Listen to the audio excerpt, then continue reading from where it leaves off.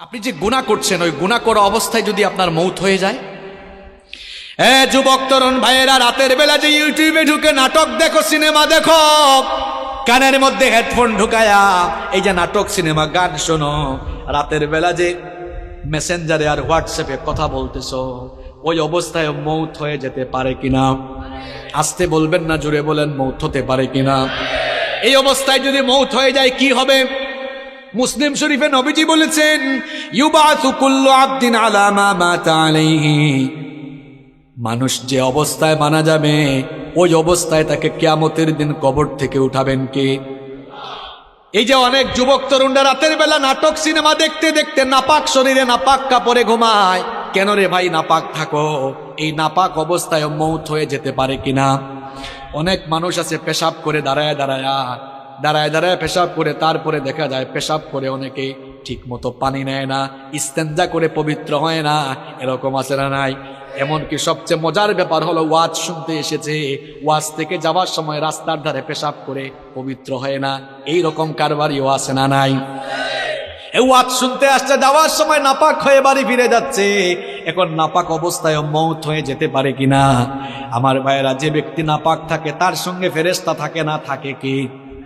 আসতে বলবেন না, জুড়ে বলেন থাকে কে? তো এই অবস্থায় যদি আপনি মারা যান, কিয়ামতের দিন কিংবা কবরে গিয়ে কিয়ামতের মাঠে আপনি কিভাবে আল্লাহর সামনে দাঁড়াবেন? আপনি তো নাপাক অবস্থায় দুনিয়া থেকে চলে গেলেন। এই জন্য কখনো নাপাক থাকা যাবে, কখনো নাপাক থাকা যাবে। যুবক ভাইয়েরা, ইস্তেঞ্জায় গেলে পবিত্র হবেন তো, নাকি পানি টানি নিবেন না? হ্যাঁ, পাপের চিন্তা মাথায় আসলে মৌতের কথা স্মরণ করবেন, মৌতের কথা স্মরণ করবেন, গুনাহ থেকে বাঁচতে পারবেন। যখন দুনিয়ার লোভ লালসা আর গুনাহ করার দিকে আপনার মন বেশি ঝুঁকে যায়, আমি আপনাকে বলবো দুইটা জায়গায় সফর আপনি তখন বাড়ায় দিবেন। জুড়ে কোন কয়টা? আমি কথাটা আবারও রিপিট করছি, শুনেন।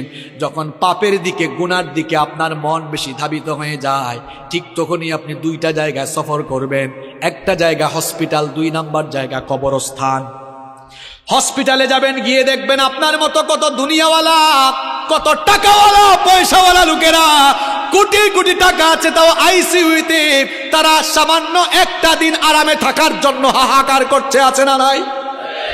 যে কালো টাকার জন্য, অবৈধ টাকার জন্য অন্যায় করছেন, গুনাহ করছেন, হসপিটাল গিয়ে দেখেন কত মানুষের টাকা তারে বাঁচাইতে পারে। একটু পর পর আইসিইউ থেকে লাশ বের হচ্ছে। এরপরে হাসপাতালে যাওয়ার পরেও যদি আপনার দিল নরম না হয়, তাহলে মাঝে মাঝে প্রেমবাগের কবরস্থানগুলোতে ভিজিট করবেন, গিয়ে দেখবেন আপনার মতো টাকাওয়ালা, পয়সাওয়ালা লোকেরা, ক্ষমতাওয়ালা লোকেরা, একদিন বিরাট টাকা পয়সা, অর্থবিত্ত, বাড়ি গাড়ি সব ক্ষমতা ছিল, এখন কবরের নিচে ঘুমায়া আছে। আমরা মনে করি আমাদের বউ আপন, আমরা মনে করি ছেলে মেয়ে আপন। আজকে মরে দেখেন কেউ আপনার আপন নয়, আপন কেবল একজন, তিনি কি? কি কথা বলছি বুঝতে পারছেন আপনি? আপনি বলছেন আপনার বউ আপন, আপনার ছেলে মেয়ে, ভাই বোন আপন। আপনি এই মুহূর্তে মরে যান, বুঝবেন আপন কে। দেখবেন এই বউ, এই ছেলে মেয়েরা কিছুক্ষণ কান্না করবে, কিছুক্ষণ কান্না করার পরে বলবে, মৃত লাশকে বেশিক্ষণ ঘরে রাখতে নাই, তাড়াতাড়ি দাফন করা দরকার। আপনাকে দেখবেন সাদা কাফন দিয়ে পেঁচায়া জানাজার মাঠে নিয়ে যাবে। যে ছেলে মেয়েদের জন্য, দেখেন একটু আগেই বলেছে কেউ আপন না, এই ছেলে মেয়েদের জন্য, বাড়ি গাড়ি করার জন্য, প্রপার্টি করার জন্য, সম্পত্তি কামানোর জন্য ঠিকঠাক নামাজও পড়েন নাই, অনেক সময় সঠিকভাবে আল্লাহর ইবাদত করেন নাই, যাদেরকে আপন মনে করেছেন আজ তারাই আপনাকে নিয়ে কবরে চলে যাবে, কবরে রেখে রেখে তারা আপনাকে চলে আসবে। এরপরে দেখবেন কেউ আপনার আপন থাকবে না। কবরে যাওয়ার পরে 2 জন ছাড়া আর কেউ আপন নাই, একজন হচ্ছেন আল্লাহ। এই জন্য কবরে ফেরেশতা এসে প্রথমে জিজ্ঞেস করবে, বোন নাম কি, ছেলে মেয়ের নাম কি, না জিজ্ঞেস করবে মার। আর একটু জোরে বলেন, মার রব্বুকা।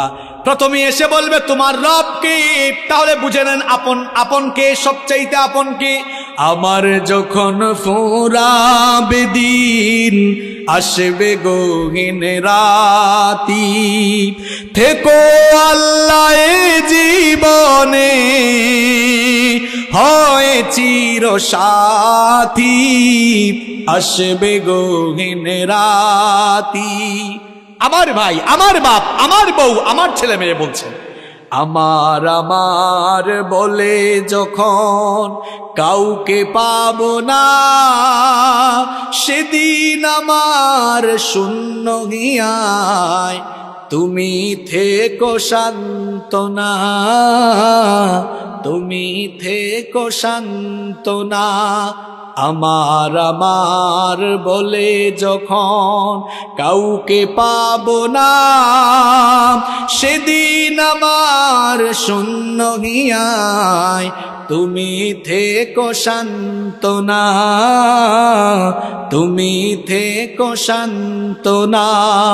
আখির আলো নিভে যেদিন মনে আলো দিয়ে আসবে নাকি অন্ধ চোখে একটু আলো নিয়ে, সেদিন আমার, সেদিন আমার, সেদিন আমার অন্ধ চোখে তুমি আলো জ্যোতি আসবে গহীন রাতি। আমার যখন ফোরাবে দিন আসবে গহীন রাতি, থেকো আল্লাহ এ জীবনে হয় চির সাথী আসবে গহীন রাতি। বলেন আমিন। একজনই আপন আর কেউ আপন না। আমার দাদার বাবার নাম জানি না। আপনি বলবেন হুজুর হঠাৎ করে এই কথা বলছেন কেন? হ্যাঁ, আপনি যে দুনিয়ার পেছনে ছুটছেন, ওই দুনিয়া যে আপনার নাম মনে রাখবে না, ওইটাই বুঝাচ্ছি আপনারে। আমি আমার দাদার বাপের নাম জানি না। আপনারা যদি বলি আপনার দাদার বাবার নাম কি, শেষ গুল্লা খাবেন। আমার দাদার বাপ 160-70 বছর আগে দুনিয়াতে ছিল। এখন 160-70 বছরের ব্যবধানে তার পরবর্তী প্রজন্ম তার নাম ভুলে গেল। ঠিক একই পরিণতি আমার আপনার হবে। কিসের পেছনে ছুটছেন আপনি? আপনার পরবর্তী প্রজন্ম দোয়া করা দূরের কথা, আপনার নামও মনে রাখবে না এরা। আপনার 6-7 পুরুষ আগে কারা কারা দুনিয়ায় ছিল, নসব নামা, আপনি কি সবার নাম বলতে পারবেন? 2-1 বলতে পারলেও সবাই পারবে। কার জন্য কি করছেন? এত গুনাহ করছেন, পাপ করছেন। এই ছেলে মেয়ে, জায়গা সম্পদ, বাড়ি গাড়ি, আরে ভাই বাড়ির জায়গায় থাকবে, বাড়িওয়ালা থাকবে। চোখেরই পলকে তুমি হতে পারো লাশ, চিরতরে বন্ধ হবে তোমারই নিঃশ্বাস। চোখের পলকে আপনি লাশ হতে পারেন। আশেপাশে বাজার আছে না? বাজারের নাম কি? ওই বসুন্ধিয়া বাজারে হয়তো আপনার কাফনের কাপড় বরাদ্দ হয়ে গেছে, চলে এসেছে, আপনি নিজেও জানেন না। আপনি ঘরে বসে এখন গোটা পৃথিবীর খবর নিতে পারবেন। ঘরে বসে গোটা পৃথিবীর খবর নিতে পারলেও কার জন্য কাফনের কাপড় রেডি, কেউ এই খবর জানে না। যুবকরা বলবে হুজুর আমরা জোয়ান, আমরা বাঁচবো আরো। আরে ভাই, তোমার মতো কত যুবক রাতের বেলা বাড়িতে ঘুমায়, সকালবেলা তার লাশ বের হয়। Keep in your mind, there is no serial of death. মৃত্যুর কোন সিরিয়াল নাই। পৃথিবীতে আসার সিরিয়াল আছে, পৃথিবীতে আসার সিরিয়াল আছে, যাওয়ার কোনো সিরিয়াল নাই। দেখা যায় আসার সময় সবার আগে দাদা, তারপরে বাবা, এরপরে ছেলে, তারপর দাদার ঘরে নাতি। আসার সুন্দর সিরিয়াল আছে, যাওয়ার কোনো সিরিয়াল নাই। মাঝে মাঝে সিরিয়াল ব্রেক হয়ে দেখা যায় নাতির লাশ দাদা কবরে নামায়, অথবা ছেলের লাশ বাবা কবরে নামায়। যে কেউ যে কোনো সময় চলে যেতে পারে, কোনো ঠিক ঠিকানা নাই। কি কারণে আমাকে আপনাকে দুনিয়াতে পাঠানো হলো? কেন আমাদেরকে পয়দা করে দুনিয়াতে আল্লাহ পাঠালেন? কোরআনুল কারীমের 51 নম্বর সূরা সূরাতুয যারিয়াতের 56 নম্বর আয়াতের মাধ্যমে রব্বুল আলামিন আমাদেরকে সেই কথা জানিয়ে দিলেন, ওয়ামা খালাকাতুল জিন্না ওয়াল ইনসা ইল্লা লিয়াবুদুন। I didn't create the jinn kind and mankind except my worship. আল্লাহ তাআলা বলছেন, আমি পৃথিবীতে জিন আর মানব জাতিকে আমার গোলামি ছাড়া, আমার দাসত্ব ছাড়া অন্য কিছুর জন্য সৃষ্টি করি নাই। আমাদেরকে যার গোলামির জন্য সৃষ্টি করা হয়েছে তিনি কে? অনেকে বলে না, কয় হুজুর এত টাকা পয়সার মালিক, গোলাম পরিচয় দেই কেমনে? আপনি শুধু গোলাম নন, গোলামের ঘরের গোলাম, বান্দির ঘরের গোলাম। আপনার বাপ দাদা পূর্বপুরুষ 14 গোষ্ঠী আল্লাহর গোলাম। আমরা গোলাম জাত, গোলামির জন্যই আমাদেরকে সৃষ্টি করা হয়েছে। আমরা ইবাদত করব কার? বিধিবিধান মেনে চলবো কার? আমরা যেন আল্লাহর ইবাদত না করি, আমরা যেন আল্লাহর বিধিবিধান মেনে না চলি, আল্লাহর গুলামির পথে সব সময় একজন আমাদেরকে প্ররোচনা দেয়, বাধা দেয়, আমাদেরকে ধোঁকা দেয়। সবাই জোরে বলেন তো, তার নাম কি? শয়তান। এই শয়তানের বয়স আমাদের চেয়ে কম না বেশি? এই বেটার বুদ্ধি আমাদের চেয়ে কম না বেশি? দেখছেন কারবার, হে বয়সেও পাকনা, বুদ্ধিতেও পাকনা। সে সব সময় ধোঁকা দিয়ে দিয়ে আমাদেরকে আল্লাহর দ্বীনের বিপরীত পথে পরিচালিত করে জাহান্নামের দিকে নিয়ে যেতে চায়। শয়তানের এই প্ররোচনাকে মোকাবেলা করে, শয়তানের ফাঁদে পা না দিয়ে, শয়তানের গুলামি না করে যেই সকল লোকেরা আল্লাহর গুলামির পথে জীবন পরিচালনা করবে, তারাই নিজেদেরকে পরিশুদ্ধ বানিয়ে জান্নাতের পথে হাঁটতে হাঁটতে জান্নাতে চলে যাবে। সুবহানাল্লাহ। আর যারা শয়তানের ফাঁদে পা দিয়ে, শয়তানের প্ররোচনায় পড়ে দুনিয়ার জীবনকে শয়তানের কথা মতো দুনিয়ার জীবন কাটায় দিবে, এই লোকগুলোর দুনিয়া আখিরাত ব্যর্থ হয়ে এরা জাহান্নামে চলে যাবে। এই জন্য রব্বুল আলামিন কোরআনুল কারীমের 91 নম্বর সূরা সূরাতুশ শামসের 9 নম্বর আয়াত থেকে বললেন, কদ আফলাহা মান যাক্কাহা ওয়া কদ খাবা মান দাসসাহা। কথাগুলো কার? আল্লাহ তাআলা বলছেন, অবশ্যই সে সফল কাম হয়েছে যে শয়তানের প্ররোচনা থেকে মুক্ত হয়ে পাপ পঙ্কিলতা মুক্ত জীবন গঠন করে পরিশুদ্ধ হয়েছে, সে সফল হয়ে জান্নাতে যাবে। সুবহানাল্লাহ। সে ব্যক্তি ব্যর্থ হয়েছে যে তার জীবনকে গুনাহের সাগরে ডুবিয়ে দিয়েছে। এখন আমাদেরকে গুনাহের দিকে নিয়ে যেতে চায় যে, তার নাম কি? তার নাম কি? শয়তান। গুনাহ থেকে আপনারা বাঁচতে চান তো? গুনার দিকে নিয়ে যায় যে, তার নাম কি? শয়তানের ধোঁকা থেকে আমরা সবাই বাঁচতে চাই কি চাই না? যুবক, তরুণ, ছাত্র, আমার বাবার বয়সী সম্মানিত চাচারা, আমার মায়েরা, বোনেরা, আমরা সবাই তো গুনাহ থেকে বাঁচতে চাই। কারণ গুনাহ থেকে বেঁচে না থাকলে, শয়তানের ধোঁকা থেকে বেঁচে না থাকলে আমাদের দুনিয়া আখিরাত উভয়টাই নষ্ট হয়ে যাবে। এজন্য আমরা প্রত্যেকটি মানুষ গুনাহ থেকে, প্রত্যেকটি মুসলমানই নিজেকে বাঁচাতে চায়। এখন গুনাহ থেকে আপনি নিজেকে বাঁচাবেন কেমনে? গুনাহ থেকে, শয়তানের ধোঁকা থেকে নিজেকে আপনি হেফাজত করবেন কেমনে? আজ আমি আপনাদেরকে গুনাহ থেকে বাঁচা, শয়তানের ধোঁকা থেকে বাঁচার 12টি উপায় কোরআন আর সুন্নাহ থেকে তুলে ধরব। এত বাস্তবিক কথা আপনাদেরকে শোনায় যাব। এই 12টি পয়েন্ট আপনারা যদি মুখস্থ করে যেতে পারেন, আর এই 12টি আমল যদি প্রত্যেকটি ভাই শুরু করে দিতে পারেন, ইনশাআল্লাহ গুনাহমুক্ত জীবন সাজিয়ে আমরা জান্নাতে যাব। বলেন ইনশাআল্লাহ। প্রিয় ভাইয়েরা, আপনাদেরকে যে কাজটা করতে হবে, এই 12টা পয়েন্ট সবাইকে একদম মুখস্থ করে তারপর বাড়ি যাওয়া লাগবে। পারবেন না ইনশাআল্লাহ? মাত্র 12টা কথা, খুব সহজ কথা বলবো, আপনারা সবাই মুখস্থ করে বাড়ি যেতে পারবেন না ইনশাআল্লাহ? পারবেন তো ইনশাআল্লাহ? তাইলে আমরা গুনাহ থেকে বাঁচবো কিভাবে, শয়তানের ধোঁকা থেকে বাঁচবো কিভাবে? গুনাহ থেকে বাঁচার, শয়তানের ধোঁকা থেকে বাঁচার কয়টা উপায় বলবো? সবাই বলেন কয়টি? 12টি। দেখেন, শুরু করছি। নাম্বার 1, 1 নাম্বার, গুনার দিকে নেয় যে, তার নাম শয়তান। ওই শয়তানের ওয়াসওয়াসা থেকে পানাহ চাইতে হবে কার কাছে? 1 নাম্বার আমল শিখাই যাচ্ছি। যখন গুনাহের চিন্তা, পাপের চিন্তা মাথায় আসবে, সাথে সাথে ওই শয়তানের খপ্পর থেকে নিজেকে বাঁচানোর জন্য সাথে সাথে আশ্রয় চাইতে হবে কার কাছে? কারণ শয়তান হে এমন জিনিস, তারে মোকাবেলার জন্য পৃথিবীতে কোনো যন্ত্র আসে নাই, কিয়ামত পর্যন্ত আসবে না। আপনি গুলি, বোমা, রকেট কি দিয়া শয়তানের মোকাবেলা করবেন? কিচ্ছু দিয়ে পারবেন না। এমনকি আমেরিকার প্রেসিডেন্ট জো বাইডেন, রাশিয়ার প্রেসিডেন্ট পুতিন, তারাও শয়তানের মোকাবেলা করতে পারবে না। শয়তানের মোকাবেলায় তারাও দুর্বল, বরং উল্টা শয়তানেরও তাদেরকে দিয়ে শয়তানি করাইতে পারবে। দেখছেন শয়তানের পাওয়ার। আমেরিকার প্রেসিডেন্ট, রাশিয়ার প্রেসিডেন্ট, যে রাশিয়ার প্রেসিডেন্ট পুতিন পশ্চিমা বিশ্বকে বুড়ি আঙ্গুল দেখায়, যে ন্যাটোকে পর্যন্ত তুয়াক্কা করে না, সেও শয়তানের মোকাবেলায় সফল না ব্যর্থ। কারণ শয়তানকে আল্লাহ এমন পাওয়ার দিয়েছেন, আপনার শরীরের শিরায় শিরায় সে বিচরণ করার ক্ষমতা রাখে। এই শয়তান আপনাকে গুনাহের চিন্তা মাথায় এনে দিবে, পাপের চিন্তা মাথায় এনে দিবে। এজন্য শয়তানের ধোঁকা থেকে, গুনাহ থেকে বাঁচার জন্য প্রথম আমল করবেন, যখনই গুনাহের চিন্তা মাথায় আসবে, পাপের চিন্তা মাথায় চলে আসবে, আশ্রয় চাইবেন কার কাছে? এই আমলটা আমি আপনাদেরকে শিখাচ্ছি না। কোরআনুল কারীমের 7 নম্বর সূরা সূরাতুল আরাফের 200 নম্বর আয়াতে আল্লাহ তাআলা এই আমল আমাদেরকে শিখালেন। আল্লাহ তাআলা বললেন, ওয়া ইম্মা ইয়ানজাগান্নাকা মিনাশ শাইতানি নাযগুন ফাস্তাইয বিল্লাহ ইন্নাহু সামিউন আলীম। আল্লাহ তাআলা বলছেন, আর শয়তানের প্ররোচনা যখন তোমাকে প্ররোচিত করবে, সাথে সাথে তুমি আল্লাহর কাছে আশ্রয় চাও।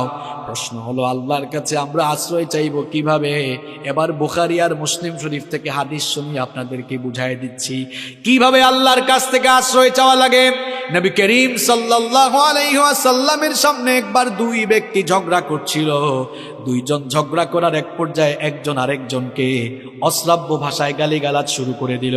এদের মধ্যে একজন নিজের রাগকে কন্ট্রোল করতে না পেরে হিতাহিত জ্ঞান হারিয়ে যা মন চায় তাই বলা শুরু করলো। লোকটার চেহারা পর্যন্ত লাল হয়ে গেল। নবীজি লোকটাকে আল্লাহর নবী লোকটাকে দেখে বললেন, ইন্নী লা আ'লামু কালিমাতান লাউ ক্বালাহা লাযাহাবা আনহু মা ইয়াজিদ। নবীজি তখন বললেন, আমি এমন একটি কালেমা, এমন একটি বাক্য, এমন একটি সেন্টেন্স, এমন একটি দোয়া জানি, এই দোয়া যদি ওই বান্দা পড়ে নেয় তাহলে তার সমস্ত রাগ দূর করে নেবেন কে? অনেক মানুষ আছে রাগের সময় সিদ্ধান্ত নিয়ে নেয়। খবরদার প্রিয় ভাইয়েরা, রাগের সময় কোনো সিদ্ধান্ত নিবেন না। রাগের সময় সিদ্ধান্ত নিলে ওই সিদ্ধান্ত ভুল হওয়ার সম্ভাবনা আছে না নাই? এজন্য রাগের সময় দাঁড়িয়ে থাকলে বসে যাবেন, বসা থাকলে শুয়ে যাবেন। রাগের সময় খবরদার কোনো সিদ্ধান্ত নিবেন না, ওই সিদ্ধান্তের কারণে পরবর্তীতে পস্তানো লাগতে পারে। নবীজি যখন দেখলেন লোকটাকে রাগ করে হিতাহিত জ্ঞান হারিয়ে উল্টাপাল্টা কথা বলতেছে, অশ্রাব্য ভাষায় গালিগালাজ করছে, নবীজি তখন বললেন, আমি এমন একটি দোয়া জানি, এমন একটি সেন্টেন্স জানি, সে যদি ওই সেন্টেন্সটা পড়ে নেয় রাগ দূর হয়ে যাবে। সে যদি ওই সেন্টেন্সটা পড়ে নেয় তাহলে শয়তান যে তাকে পাপ করাতে যাচ্ছে, পাপ থেকে সে বাঁচতে পারবে। সাহাবারা বললেন, ইয়া রাসূলুল্লাহ, পড়েন সাল্লাল্লাহু আলাইহি ওয়াসাল্লাম। সেই দোয়াটা কি? নবীজি তখন বললেন, সে যদি ইস্তেআযা অর্থাৎ তাআউযু পাঠ করে নেয়, অর্থাৎ আউযু বিল্লাহি মিনাশ শাইতানির রাজিম, সে যদি ইস্তেআযা পাঠ করে বিতাড়িত শয়তান থেকে আল্লাহর কাছে পানা চায়। শয়তান থেকে পানা দেওয়া পৃথিবীর কোনো ক্ষমতাসীন মানুষ পারবে না, কোনো শক্তিশালী মানুষ পারবে না, যোদ্ধা পারবে না, পৃথিবীর কোনো সেনাবাহিনীও পারবে না। শয়তান থেকে আপনাকে কেবল একজনই বাঁচাতে পারে, সবাই বলেন তিনি কি? এই জন্য শয়তানের খপ্পর থেকে, শয়তানের ধোঁকা থেকে, গুনার চিন্তা থেকে বাঁচার জন্য 1 নম্বর আমল, গুনার চিন্তা যখন মাথায় আসবে, পাপের চিন্তা যখন মাথায় আসবে, কি পড়বেন?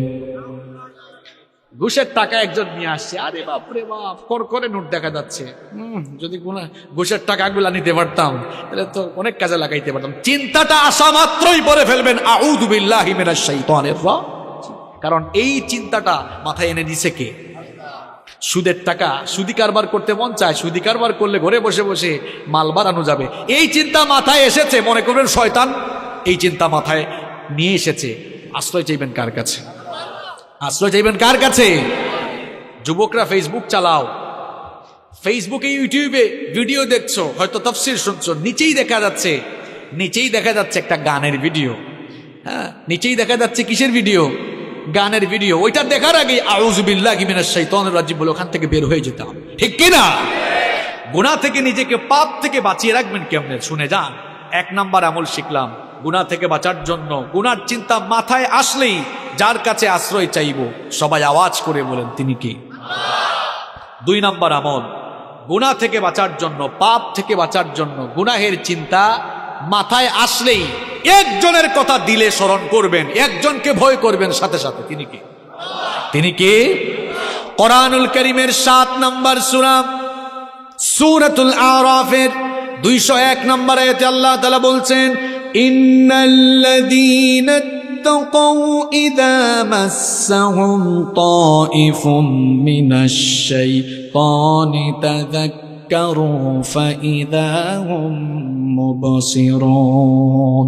আল্লাহ তাআলা বলছেন, নিশ্চয়ই যারা তাকওয়া অবলম্বন করে, নিশ্চয়ই যারা আল্লাহকে ভয় করে, শয়তানের প্ররোচনা যখন তাদেরকে স্পর্শ করে শয়তান যখনই তাদেরকে ধোঁকা দিতে চায়, তখন তারা গুনাহ থেকে বাঁচার জন্য একজনের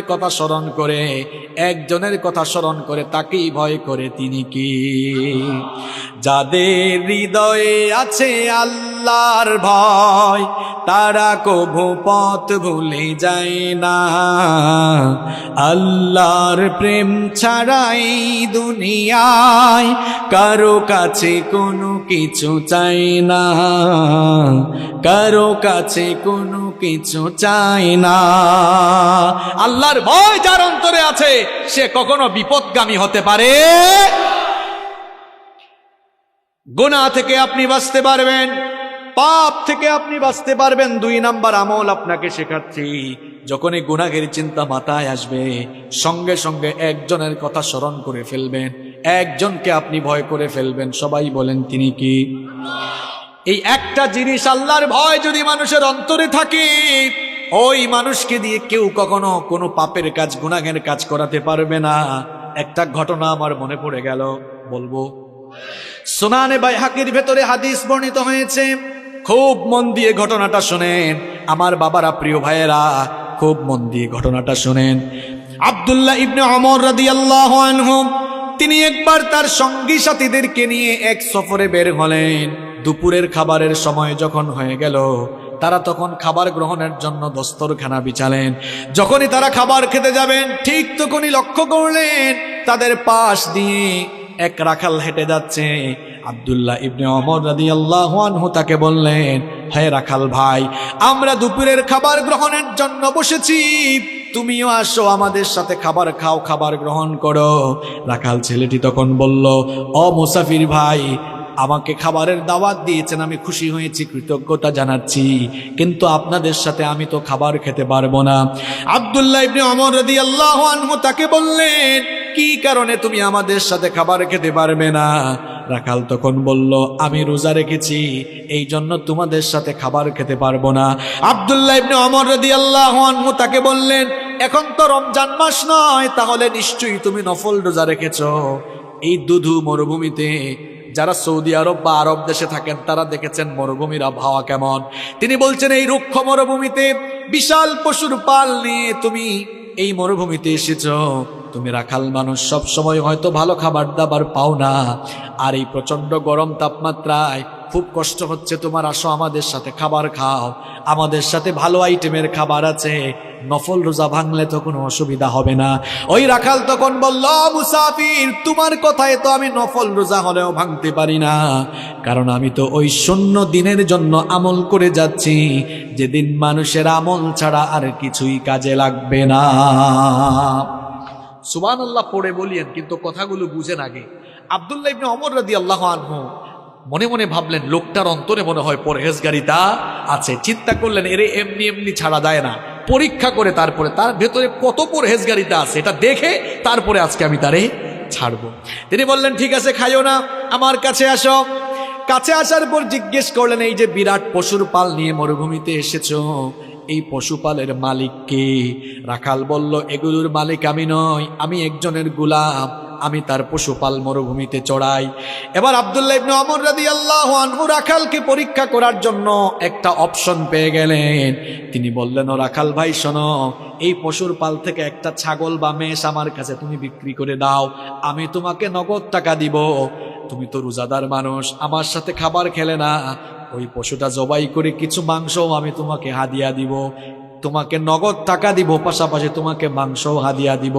রাখাল তখন বলল, মুসাফির, আমি তো তোমাকে আগেই বলেছি এই পশুপালের মালিক আমি নই, তোমার কাছে বিক্রি করলে আমার মালিকের কাছে গিয়ে আমি কি জবাব দিব?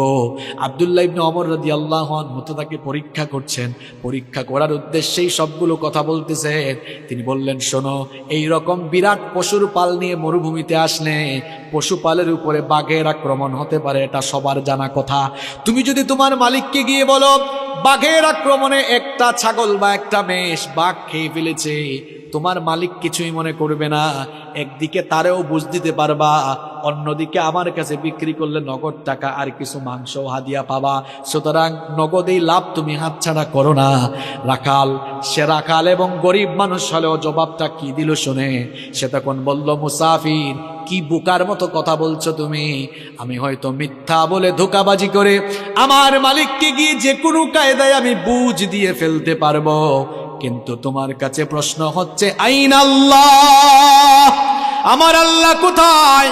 আমার মালিকের মালিক, তোমার মালিক, আমার মালিক, বিশ্বজাহানের মালিক, সেই আল্লাহ তাআলাকে ধোঁকা দেওয়া তো কারো দ্বারা সম্ভব হবে না। ঠিক কইেন না কেন? কি বুঝলেন? দেখছেন, অন্তরে আল্লাহর ভয় থাকলে কেউ জোর করে কখনো তাকে দিয়া খারাপ কাজ করাতে পারবে না। আমি তো বলি, কারো অন্তরে আল্লাহর ভয় থাকলে এরে আপনি গাছের সাথে বাইন্ধা পিটানো, যদি বলেন যাই খারাপ কাজ করছে মরে যাবে, তাও আল্লাহর ভয়ে গুনাহের কাজ করবে না। শুধু পুলিশ দিয়া পিটাইয়া মানুষ ভালো বানানো যায় না। মাঝে মাঝে দেখা যায় জেলখানায় ঢুকার পরে দাগি দাগি আসামি জামিন নিয়ে বের হয়ে প্রমোশন নিয়ে বড় বড় ডাকাত হয়ে যায়। শুধু পিটাইয়া মানুষ ভালো বানাইতে পারবেন না। মানুষের কলিজার ভেতরে আল্লাহর ভয় ঢুকায় দেন, দেখবেন এই মানুষগুলো আল্লাহর ওলি হয়ে যাবে। গুনাহ থেকে বাঁচতে হলে আল্লাহর ভয় কলিজায় ঢুকাতে হবে। যার কলিজায় আল্লাহর ভয় আছে, ওই যুবক কখনো ফোন হাতে নিয়ে অশ্লীল ভিডিও দেখবে না। যার কলিজায় আল্লাহর ভয় আছে মিথ্যা বলবে না। যার কলিজায় ভয় আছে জনগণের সম্পদ মেরে খাবে না, মানুষের হক নষ্ট করবে না। যার কলিজায় ভয় আছে ইসলামের বিরুদ্ধে কথা বলবে না। যার কলিজায় আল্লাহর ভয় নাই, সে যা মন চায় তাই করতে পারবে। এমনকি কেউ ব্যবসায়ী হলে আল্লাহর ভয় থাকলে কখনো মানুষের সঙ্গে ধোঁকা দিবে না। দেখেন আল্লাহর ভয়টা কি জিনিস, এই ঘটনাটা আপনারা সবাই জানেন, তাও আমি 30 সেকেন্ডে বলছি জাস্ট বুঝাবার জন্য। ওমর রাদিয়াল্লাহু আনহু, আপনারা জানেন, তিনি অর্ধ পৃথিবী শাসন করেছেন। রাতের বেলা ঘুমাতেন, অর্ধ পৃথিবীর শাসন করতে হয়, রাতের ঘুম হারাম। জিজ্ঞেস করা হলো, রাতে ঘুমান না কেন? তিনি বলেন, আমি রাতের বেলা ঘুমাবো, আর জনগণ যদি কষ্ট পায়, এই কষ্টগুলোই কিয়ামতের দিন আমার জাহান্নামে যাওয়ার কারণ হয়ে যেতে পারে। আর আমরা ছোট ছোট চেয়ারের মালিক হয়ে যে গিয়ার বাড়ায় দেই, মাঝে মাঝে আমাদের অবস্থা হয়ে যায় এমন, যে যখন চেয়ারে সে উঠে যায় গিয়ারে। আপনার চেয়ারের গিয়ার একটু কমায় রেখেন, আর গিয়ার যদি উঠানো ইসলামের পক্ষে উঠাইয়েন, লাভ হবে। যেমন আমিও এখন গিয়ারে, কারণ আমি চেয়ারে, তবে আমার গিয়ার কোরআন হাদিসের পক্ষে, ইসলামের পক্ষে আছে। আর চেয়ারে বসে গিয়ার যদি ইসলামের বিরুদ্ধে নেন, মনে রাখবেন চেয়ারে বসাইছেন যিনি, জনগণের জুতার বাড়ি খাওয়াইয়া বেইজ্জত করে নামাইতে পারেন তিনি। এজন্য চেয়ারের নামে আল্লাহ কোরআনে আয়াত দিয়েছেন, আয়াতুল, কথা বলেন না কেন, আয়াতুল কুরসি। হোয়াটস দ্য মিনিং অফ কুরসি? What do you mean by কুরসি? কুরসি বলতে আপনি কি বুঝেন? কুরসি, ইটস এন অ্যারাবিক ওয়ার্ড, এটা আরবি শব্দ। এর বাংলা অর্থ হচ্ছে গদি, সিংহাসন। ইংরেজিতে আমরা এটাকে বলি চেয়ার। আল্লাহ তাআলা কোরআনের 6236টা আয়াতের মধ্যে চেয়ারের আয়াতকে সবচেয়ে ফজিলতের আয়াত বানিয়েছেন, যাতে চেয়ারওয়ালা লোকেরা চেয়ারে বসে চেয়ারের অপব্যবহার করে মানুষের উপরে জুলুম না করে। এই জন্য আল্লাহ তাআলা ওই চেয়ারের আয়াতে, আয়াতুল কুরসির ভেতরে তার নিজের সভরেন্টি, সার্বভৌম ক্ষমতার পরিচয় দিয়ে তামাম দুনিয়ার চেয়ারওয়ালা লোকদেরকে সাবধান করে দিয়েছে। ওই আয়াত ভালো করে পড়বেন, আল্লাহ আমাদের বুঝার তৌফিক দান করেন। তো ওমর রাদিয়াল্লাহু আনহু রাতের বেলা ঘুমাইতেন না। একদিন শেষ রাতে দেখলেন এক বাড়িতে আলো জ্বলতেছে, কথাবার্তাও শোনা যাচ্ছে। একটু কান পাতলেন। স্বাভাবিক অবস্থায় কান পেতে কিছু শোনা জায়েজ নয়, তবে দায়িত্বশীল ব্যক্তির জন্য সেটা জায়েজ আছে। তিনি শুনলেন এক মা তার মেয়েকে বলছে যে, মেয়ে, বেটি উঠ, আমি উটনির দুধ দোহন করে এনেছি, দুধ তো কম পেয়েছি, পানি মিশা, দুধের পরিমাণও বাড়বে, লাভের পরিমাণও বাড়বে। মেয়ে বলল, মা গো, এটা তো অন্যায় কাজ, খাদ্যদ্রব্যে ভেজাল দেওয়া এটা ঠিক নয়। তাছাড়া আমাদের প্রেসিডেন্ট আমিরুল মুমিনিন ওমর রাদিয়াল্লাহু আনহু, তিনি তো রাষ্ট্রীয় নিষেধাজ্ঞা জারি করে দিয়েছেন যে খাদ্যে কোনো ভেজাল দেওয়া যাবে না। মা বলল, বেটি, এ তো বোকা কেন তুই? ওমর তো এই আদেশ দিয়া সে তার বাড়িতে ঘুমায়, সে কি আমাদের মা মেয়ের কারবার দেখে? অথচ ওমর রাদিয়াল্লাহু আনহু দেয়ালের পাশে সব শোনে। আর মেয়ের কলিজায় আল্লাহর ভয় কেমন দেখেন। মেয়ে বলল, মা গো, তিনি না হয় ঘুমাচ্ছেন, কিন্তু উনার রব, তোমার রব, আমার রব, তিনি কি রাতের বেলা ঘুমায় থাকেন নাকি? উনার তো কোনো তন্দ্রা নাই, ঘুম নাই, তিনি সব দেখেন কিনা। দেখেছেন আল্লাহর ভয়? এই একটা জিনিস আপনার অন্তরে থাকলে, পাপের চিন্তা মাথায় এসেছে, জনগণের হক মাইরা খাওয়ার চিন্তা মাথায় এসেছে, সাথে সাথে কলিজায় আল্লাহর ভয় ঢুকান মিয়া। পাপ থেকে গুনাহ থেকে বাঁচতে পারবেন। 2 নাম্বার আমল শিখালাম, পাপের চিন্তা গুনাহের চিন্তা মাথায় আসা মাত্রই, পাপের চিন্তা গুনাহের চিন্তা, এদিকে ঘুরে, পাপের চিন্তা গুনাহের চিন্তা মাথায় আসা মাত্রই একজনের কথা স্মরণ করে তাকে ভয় করে ফেলা। তিনি কে? তিনি কে? আল্লাহ। কয়টা পয়েন্ট বললাম? 1 নাম্বার কি পড়বেন? গুনার চিন্তা মাথায় আসলে কি পড়বেন? 2 নাম্বার কাকে ভয় করবেন? নাম্বার 3 নাম্বার গুনাহের চিন্তা মাথায় আসলেই একটা জিনিসের কথা মনে করবেন, সেটার নাম মৃত্যু। সেটার নাম, জোরে বলেন, সেটার নাম কি? আপনি যে গুনাহ করছেন, ওই গুনাহ করা অবস্থায় যদি আপনার মৌত হয়ে যায়। যুবক তরুণ ভাইয়েরা, রাতের বেলা যে ইউটিউবে ঢুকে নাটক দেখো, সিনেমা দেখো, কানের মধ্যে হেডফোন ঢুকায়া এই যে নাটক সিনেমা গান শোনো, রাতের বেলা যে মেসেঞ্জারে আর হোয়াটসঅ্যাপে কথা বলতেছো, ওই অবস্থায় মৌত হয়ে যেতে পারে কিনা? আসতে বলবেন না, জোরে বলেন, মৌত হতে পারে কিনা? এই অবস্থায় যদি মৌত হয়ে যায় কি হবে? মুসলিম শরীফে নবীজি বলেছেন, ইউবাসু কুল্লু আবদিন আলা মা মাতা আলাইহি, মানুষ যে অবস্থায় মারা যাবে ওই অবস্থায় তাকে কিয়ামতের দিন কবর থেকে উঠাবেন কে? এই যে অনেক যুবক তরুণরা রাতের বেলা নাটক সিনেমা দেখতে দেখতে নাপাক শরীরে নাপাক কাপড়ে ঘুমায়। কেন রে ভাই নাপাক থাকো? এই নাপাক অবস্থায় মৌত হয়ে যেতে পারে কিনা? অনেক মানুষ আছে পেশাব করে দাঁড়ায় দাঁড়ায় পেশাব করে, তারপরে দেখা যায় পেশাব করে অনেকে ঠিক মতো পানি নেয় না, ইস্তেঞ্জা করে পবিত্র হয় না। এরকম আছে না নাই?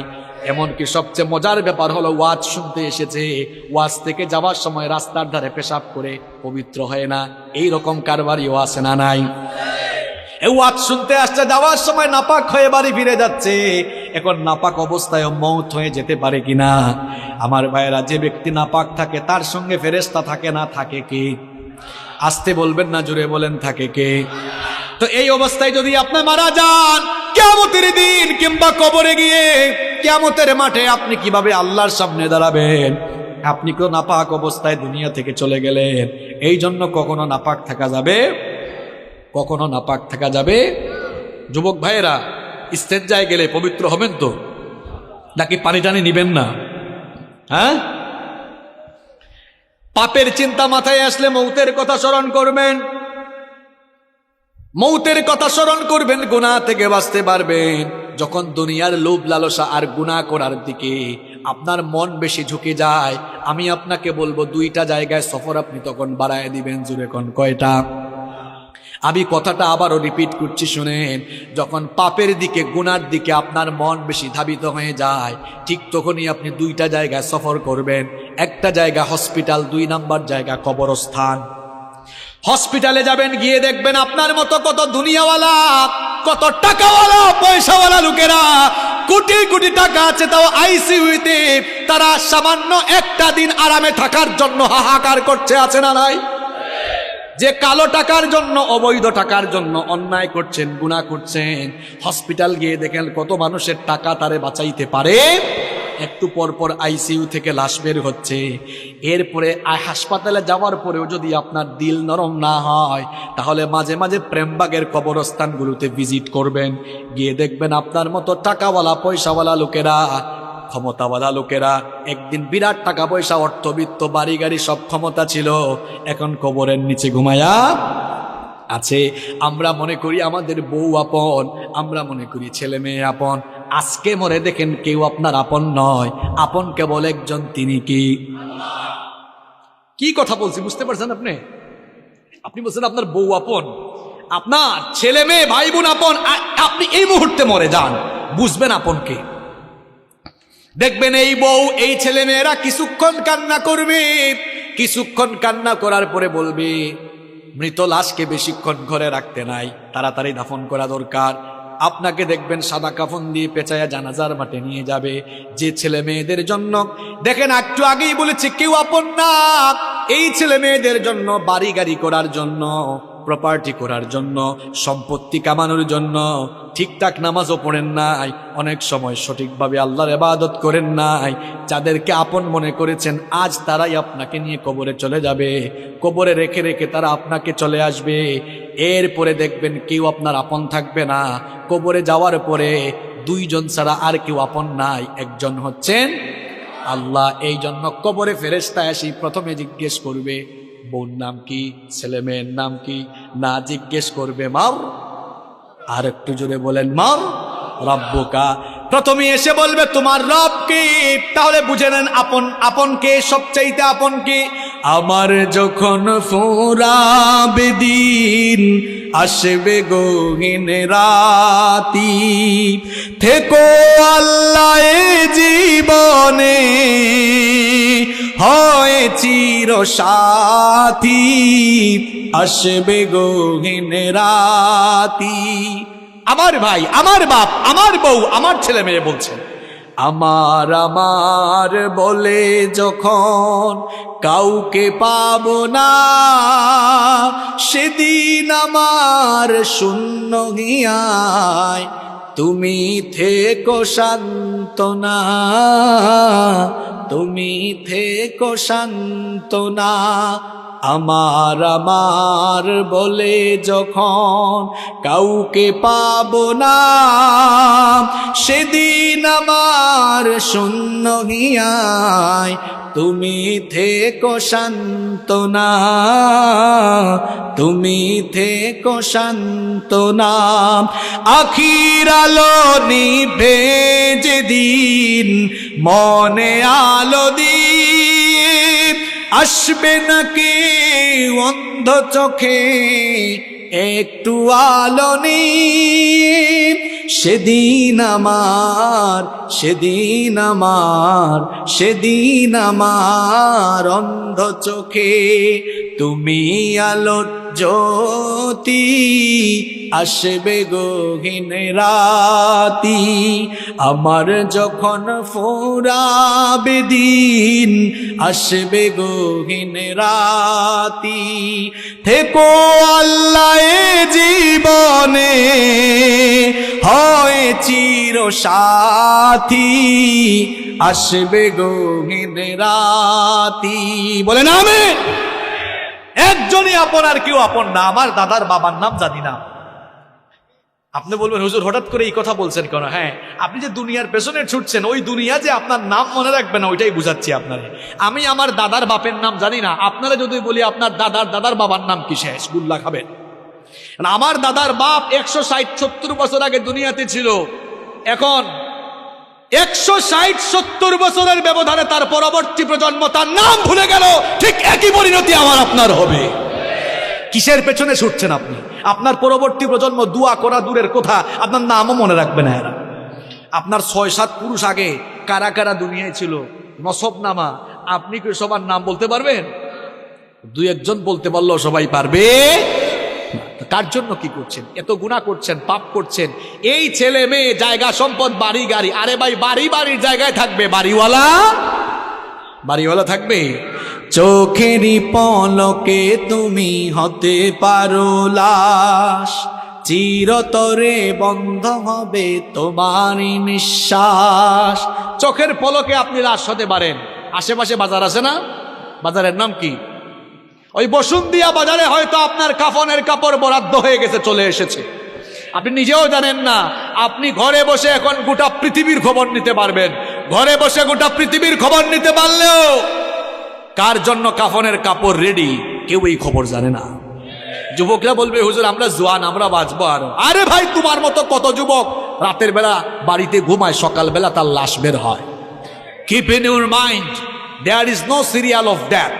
মৃত্যুর কোনো সিরিয়াল নাই। পৃথিবীতে আসার সিরিয়াল আছে, পৃথিবীতে আসার সিরিয়াল আছে, যাওয়ার কোনো সিরিয়াল নাই। দেখা যায় আসার সময় সবার আগে দাদা, তারপরে বাবা, এরপরে ছেলে, তারপর দাদার ঘরে নাতি। আসার সুন্দর সিরিয়াল আছে, যাওয়ার কোনো সিরিয়াল নাই। মাঝে মাঝে সিরিয়াল ব্রেক হয়ে দেখা যায় নাতির লাশ দাদা কবরে নামায়, অথবা ছেলের লাশ বাবা কবরে নামায়। যে কেউ যে কোনো সময় চলে যেতে পারে, কোনো ঠিক ঠিকানা নাই। এই বাড়ি বাড়ির জায়গা থাকবে বাড়িওয়ালা। আমি বলছিলাম পাপের চিন্তা মাথায় আসলেই কোন জিনিসটার কথা স্মরণ করা। আরেকটু জোরে বলেন। মৃত্যু আমাদের সামনে না পিছনে? না, এটা ভুল। মৃত্যু সামনে নয়, মৃত্যু পেছনে। কবর হলো সামনে, মৃত্যু পেছনে, কবর সামনে। আমার প্রিয় ভাইরা, যখনই কোনো গুনার চিন্তা মাথায় আসবে সাথে সাথে মৌতের কথা স্মরণ করবেন। আমি যদি গুনাহ করতে করতে মারা যাই, মরে যেতে পারি কিনা, মরে যেতে পারি কিনা, এই মৃত্যুর কথা স্মরণ করলে দেখবেন আপনি গুনাহের কাজ থেকে, পাপের কাজ থেকে নিজেকে আপনি হেফাজত করে রাখতে পারবেন ইনশাআল্লাহ। কষ্ট হচ্ছে না তো? আচ্ছা, গুনাহ থেকে বাঁচার কয়টা উপায় বলতেছি, আরো জোরে বলেন। ঘুম আসছে নাকি? একটা তাকবীর দেন তো, লিল্লাহি তাকবীর। দাঁড়ান দাঁড়ান, একটু বিয়ের আগে দেন যারা বিয়া করে ফেলছেন, এরপরে অবিবাহিতরা দিবেন। দেখি বিবাহিত এদের এনার্জি বেশি না অবিবাহিতদের এনার্জি বেশি? বিবাহিত ভাইরা প্রথমে রেডি, আপনারা মান সম্মান রাখেন কিন্তু। সবাই রেডি তো? লিল্লাহি তাকবীর। বাপরে বাপ, আরো করা যাবে নাকি? অবিবাহিত ভাইরা তোমরা শুনছো তো বিবাহিতদের আওয়াজ, নিজেদের মান সম্মান ইজ্জত নষ্ট করো না। তোমাদের আওয়াজ যদি বিয়ের আগেই কম থাকে সবাই ট্রল করবে তোমাদেরকে নিয়ে। সবাই রেডি তো অবিবাহিত ভাইরা? আচ্ছা, ইলেকট্রিসিটি চলে আসছে আলহামদুলিল্লাহ। অবিবাহিত ভাইরা সবাই রেডি তো? লিল্লাহি তাকবীর। তোমাদের তো এনার্জি বেশি থাকবেই ভাই, তোমরা তো বিয়ে করো না। এবার বিবাহিত অবিবাহিত ছোট বড় আমার বয়স্ক বাবারা সবাই মিলে আরেকবার লিল্লাহি তাকবীর। ওদের জীবনে জীবনে আসছিল সব চলে গেছে, তাই না? এবার শুনতেও মজা লাগবে, তবে আমি কষ্ট দিব না আপনাদেরকে, শর্টলি বলছি। সম্মানিত ভাইয়েরা, তাহলে গুনাহ থেকে বাঁচার আমল হচ্ছে মোট 12টা। কয়টা বলছি? 3টা। 1 নাম্বার আশ্রয় চাইবেন কার কাছে, 2 নাম্বার ভয় করবেন কারে, 3 নাম্বার কোন জিনিসের কথা স্মরণ করবেন, 4 নাম্বার গুনাহ থেকে বাঁচতে হলে নিজেকে নফসের গোলাম বানানো যাবে, নফসের গোলাম নিজেকে বানানো যাবে না। কারণ নফস মানুষকে পাপের দিকে ধাবিত করে। আর নফস হলো 3 প্রকার। নফস কয় প্রকার? জোরে বলেন, কয় প্রকার? আরো জোরে, কয় প্রকার? 1 নাম্বার নফসে আম্মারা, 2 নাম্বার নফসে লাওয়ামা, 3 নাম্বার নফসে মুতমাইন্না। আবারও বলি, মুখস্থ করে ফেলেন। 1 নাম্বার নফসে আম্মারা, 2 নাম্বার নফসে লাওয়ামা, 3 নাম্বার নফসে মুতমাইন্না। আমি বানায় বলছি, 3 প্রকার নফসের কথা কোরআনে আছে। কোথায় আছে দেখায় দিই। 1 নাম্বার নফসে আম্মারা, এটা কোন প্রকার নফস? যে নফস গুনাহের দিকে ধাবিত করে। এই ধরনের নফস থেকে আল্লাহ আমাদেরকে হেফাজত করেন। রব্বুল আলামিন কোরআনুল কারীমের 12 নম্বর সূরা, সূরা ইউসুফের 53 নম্বর আয়াতে বলছেন, ইন্নান নাফসা লাআম্মারাতুম বিস-সুই ইল্লা মা রাহিমা রাব্বি ইন্না রাব্বি গফুরুর রহিম। আল্লাহ তাআলা বলছেন, নিশ্চয়ই নফস মানুষকে পাপের দিকে, গুনাহের দিকে ধাবিত করে। তবে সেই ব্যক্তি ছাড়া যার উপরে আল্লাহ দয়া করেন, নফসের গোলামি আপনাকে ছেড়ে দিতে হবে গুনাহ থেকে বাঁচার জন্য। যেমন ফজরের সময়, হোক সেটা শীতের দিন, হোক সেটা গরমের দিন, দেখবেন ফজরের টাইমে ওয়েদারটা একটু ঠান্ডা থাকে, আরামের থাকে। ওই সময় নফস চাইবে, মন চাইবে ঘুমান, আর আল্লাহ চাইবেন বান্দা উঠে নামাজ পড়। বলেন তো নফসের চাওয়াকে প্রাধান্য দিবেন নাকি আল্লাহর চাওয়াকে প্রাধান্য দিবেন? বললেন তো আল্লাহর চাওয়ারে প্রাধান্য দিবেন। হাতও তোলা লাগবে না, কিছু বলা লাগবে না, চুপচাপ থেকে নিজের বিবেককে প্রশ্ন করেন, আজকের ফজরের নামাজে নফসের গোলামি করেছেন না আল্লাহর গোলামি করেছেন? কিছু বলা লাগবে না। আমি তো বলছি চুপ থেকে বিবেককে প্রশ্ন করেন। নফসের গোলামি ছাড়তে হবে। গুনাহ থেকে, পাপ থেকে বাঁচতে হলে নফসের গোলামি ছাড়তে হবে। মন চাইবে সুদ খাবো, মনের চাওয়া প্রাধান্য দিব না। সুদ হারাম করেছে মোল্লা না আল্লাহ। আল্লাহর চাওয়া প্রাধান্য দিয়ে সুদ থেকে বিরত থাকবো। নফস চাইবে, মনটা চাইবে একটু ওই জায়গায় দুর্নীতি করি, এটা মনের চাওয়া। আল্লাহ চান বান্দা দুর্নীতি থেকে মুক্ত হয়ে তুই পবিত্র থাক। তাহলে মনের চাওয়া প্রাধান্য দিবেন না আল্লাহর চাওয়া প্রাধান্য দিবেন? হ্যাঁ যুবক তরুণ ছাত্ররা শোনো, মোবাইল ফোন হাতে নিলে মনটা চাইবে রাতের বেলা ইউটিউবে গিয়ে একটু নাটক দেখি, সিনেমা দেখি, অনেকে আবার পর্নোগ্রাফিতে আসক্ত, অনেকের মনটা চাইবে ফোনটা হাতে নিয়ে একটু ব্লু ফিল্ম দেখি। এটা হলো মনের চাওয়া। মনের চাওয়াকে প্রাধান্য দিব না, আল্লাহকে আমরা ভয় করব। তাহলে গুনাহ থেকে বাঁচার জন্য 4 নম্বর আমল শিখাচ্ছি, নফসের গোলামি থেকে বেঁচে থাকা লাগবে। 1 নম্বর নফস হচ্ছে নফসে আম্মারা, যেই নফস মানুষকে গুনার দিকে ধাবিত করে। আল্লাহ এই নফস থেকে আমাদের সবাইকে বাঁচান। আরো আসতে বলেন আমিন। 2 নম্বর নফসের নাম নফসে লাওয়ামা, যেই নফস অপরাধ করে ফেলার পরে লজ্জিত হয়ে যায়, সেই নফসের নাম হচ্ছে নফসে লাওয়ামা। কোরআনে কারীমের 75 নম্বর সূরা, সূরা কিয়ামার শুরুতে আল্লাহ বলেছেন, লা উকসিমু বিয়াউমিল কিয়ামাতি ওয়ালা উকসিমু বিন নাফসিল লাওয়ামা। কথাটা কার? আল্লাহ বলছেন আমি শপথ করছি কিয়ামতের দিনে, আমি শপথ করছি সেই নফসের, যেই নফস নিজেকে ধিক্কার দেয়, গুনাহ করার পর লজ্জিত হয়। আল্লাহ এমন নফস আমাদের সবাইকে দান করো, জুড়ে বলেন আমিন।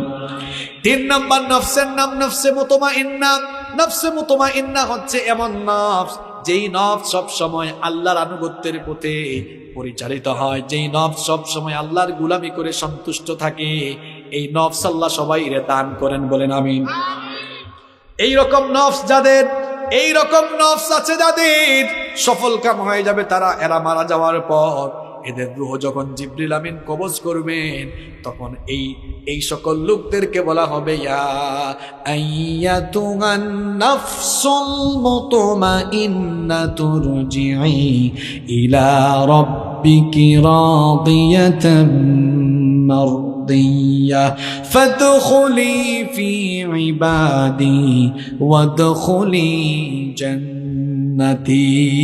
বলা হবে, হে প্রশান্ত আত্মা, তোমার রবের সন্তুষ্টির দিকে বের হয়ে আসো, আল্লাহর নেককার বান্দাদের শামিল হয়ে আল্লাহর জান্নাতে তুমি দাখিল হয়ে যাও। তাহলে গুনাহ থেকে বাঁচার জন্য নফসের গোলামি করা যাবে না, নফসের চাওয়াকে প্রাধান্য দেওয়া যাবে না। যার গোলামি এবং যার চাওয়া প্রাধান্য দিতে হবে তিনি কি? যদি এমন নফস, যদি আপনি নিজেকে আল্লাহর গোলামির পথে পরিচালনা করতে পারেন, নফসের গোলাম না হয়ে যদি আল্লাহর গোলাম হতে পারেন, দেখেন আল্লাহ আপনাকে সুসংবাদ দিয়ে কি বলছেন, ওয়া আম্মা মান খাফা মাকামা রাব্বিহি ওয়া নাহান নাফসা আনিল হাওয়া ফাইন্নাল জান্নাতা হিয়াল মাওয়া।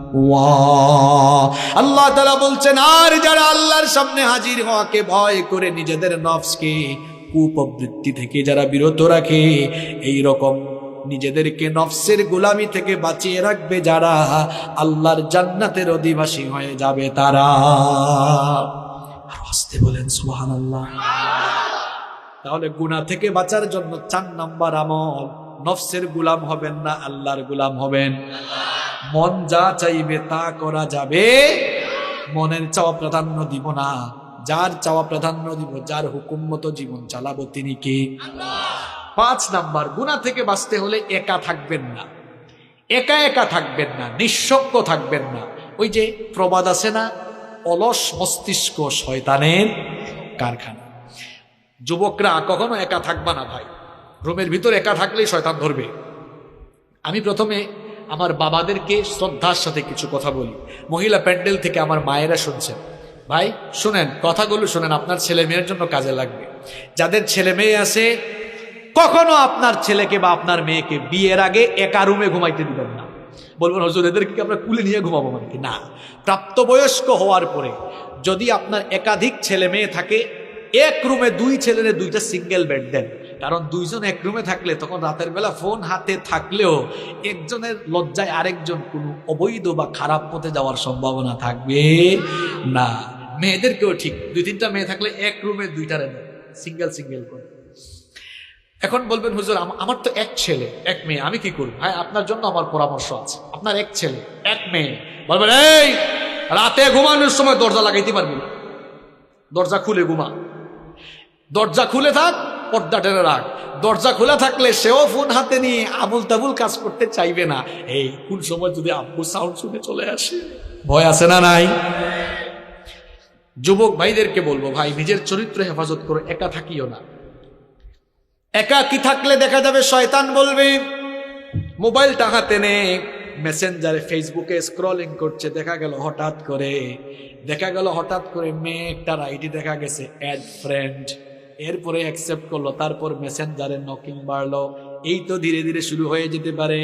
এই জন্য একা একা থাকার কোনো দরকার নাই। একা থাকলে সে মনে মনে ভাববে আমার হাতে স্মার্টফোন আছে, ওয়াইফাইও আছে, ইন্টারনেট কানেকশন দেওয়া আছে, আব্বু আম্মুর রুমে ঘুমায়, আমার ভাইয়া আমার আপু ভাই বোনদের রুমে ঘুমায়, আমি একা আছি। এবার মন ভরে আমি ইউটিউবে গিয়ে যা মন চাই তা দেখতে পারবো। একা একা থাকলে এমন চিন্তা মাথায় আসবে, আর যদি সাথে কেউ থাকে তাহলে এমন শয়তানি চিন্তা আসবে না। আবার অনেকে পর্নোগ্রাফিতে আসক্ত হয়ে পড়েছে একা একা থাকতে থাকতে। এরা কয়, মাঝে মাঝে কিছু যুবকরা আসে বলে, হুজুর এখান থেকে বের হয়ে আসতে চাই গুনাহ থেকে, একটু উপায় বলে দেন। আমি বলি, ভাই উপায় হলো একা থাকিয়েন না। কই হুজুর কার সাথে থাকবো? আব্বু আম্মুর সাথে সময় পাস করেন, ঘরের সবার সাথে। আব্বু আম্মু তো চাকরি করে। আমি বলবো ভাই ভালো ভালো বন্ধুর সাথে থাকেন, আলেমদের সাথে থাকেন, সামাজিক কাজ করেন। আপনি সামাজিক কাজ করেন, অর্থাৎ নিজেকে কখনো অবসর রাখবেন না, কোনো না কোনো কাজে থাকবেন, দেখবেন শয়তানি চিন্তা মাথায় আসবে। ছেলে মেয়েদেরকে একা ছাইরা দিয়েন না। আপনাদের অবস্থা তো হলো এমন, রাগ করেন না, চলাফেরা করেন চলাফেরা করেন আমেরিকান স্টাইলে, ক্ষতিগ্রস্ত হয়ে গেলে বিচার চান সৌদি স্টাইলে। পুলামাইয়া ছেড়ে দিছে, এখন আপনার ছেলে মেয়ে কোথায় যায় এটা দেখা কি সরকারের দায়িত্ব, পুলিশের দায়িত্ব? সরকার ঠেকছে, পুলিশ ঠেকছে না যে সব দেখবে? এই যে দিহান আনুষ্কার কথা ভুলে গেছেন নাকি আপনারা? মনে আছে? আরে বাপ রে বাপ, নিজেদের মেয়ে কার সাথে গিয়ে গ্রুপ স্টাডি করে, কার বাসায় যায়, কোথায় যায়, কলেজে যায়, বিশ্ববিদ্যালয়ে যায়, সে কি ক্লাস করে নাকি কোন পার্কে ঘুরতে যায়, এটা পুলিশ দেখবে না আপনি দেখবেন? আপনার ছেলে মেয়ে কোথায় যাচ্ছে, কি করছে, কোনো খোঁজ খবর রাখেন না। ক্ষতিগ্রস্ত হয়ে গেলে কেঁদে কেঁদে এরপরে ফাঁসি দিতে হবে। চলাফেরা করেছেন এতদিন আমেরিকান স্টাইলে, এরপরে ক্ষতিগ্রস্ত হয়ে এরপরে বুঝে সৌদি স্টাইলে বিচার চান আপনি। নিজের সন্তান কোথায় যাচ্ছে, কি করছে, ভালো করে বলে গেলাম, খবরদার সন্তানগুলোরে একা রাখবেন না, নইলে খালি কপালে হাত দিবেন। ছাত্ররা যারা আছো, যুবক তরুণ যারা আছো, ভাই একা থাকবা না, নিজের চরিত্রটা সুন্দর রাখো। পারা যাবে তো ইনশাল্লাহ? দেখেন তো, গুনাহ থেকে বাঁচার এই যে 5 নাম্বার আমলটা বললাম, এটা জীবনের সাথে বাস্তব না অবাস্তব? আসলে দেখবেন একা একা থাকলে শয়তান ধোঁকা দেয় বেশি। ওই যে অলস মস্তিষ্ক শয়তানের কারখানা। এই জন্য কখনো একাকী থাকা যাবে। ওই যে কিছুদিন আগে ওই যে কোন এক নায়কের শ্বশুর গুলি করে মারা গেল না, লোকটার নাম কি যেন ভুলেও গেছি আমি। লোকটার নাম কি, মনসুর খান নাকি আবু মনসুর খান, কি জানি নাম আছে। এই লোকটা নিঃসঙ্গ থাকতে থাকতে দেখছেন শেষ পর্যন্ত সুইসাইড করেছে।